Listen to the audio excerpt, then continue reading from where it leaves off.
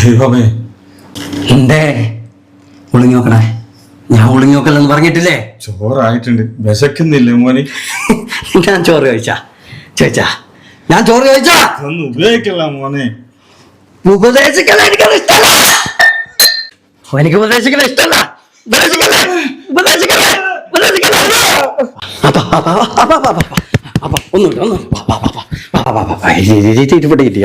അലോലം പൈതലേ.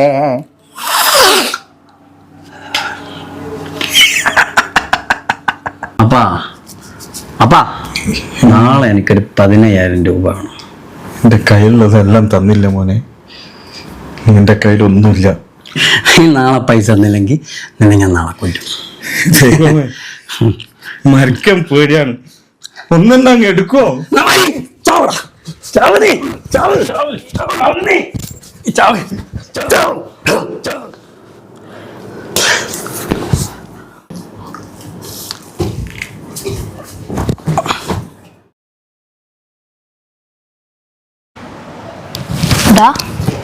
എഴുന്നേക്കടാ.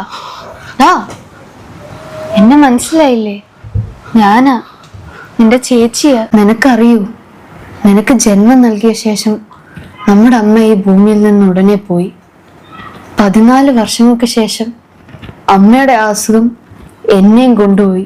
ഒരു കുഞ്ഞ് ജനിച്ചു കഴിഞ്ഞാൽ അത് രാത്രി മിനിമം 5 പ്രാവശ്യം എണ്ണീറ്റ് കരയും. അപ്പോഴൊക്കെ ആ അമ്മ അതിനെ താരാട്ട് പാടിയും പാല് കൊടുത്ത് ഉറക്കണം.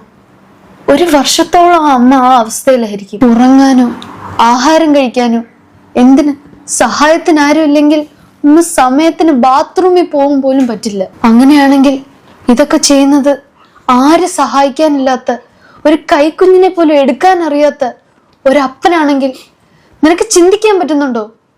എത്ര വർഷം ആ പാവം ഉറങ്ങാതിരുന്നിട്ടുണ്ടാവും.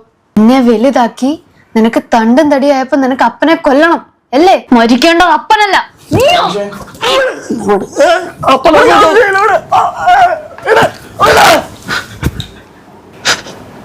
അയ്യോ,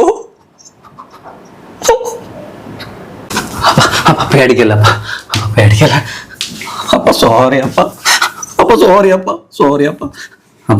ഇനി ഞാൻ ഈ ഭൂമിയിലുള്ളിടത്തോളം കാലം എന്നെ ചൊല്ലി അപ്പൻ്റെ കണ്ണിൽ നിന്ന് ഒരു കണ്ണീര് ഇവിടെ വീഴൂല. ഞാൻ മടിയിൽ ഒന്ന് കിടന്നോട്ടെ അപ്പ.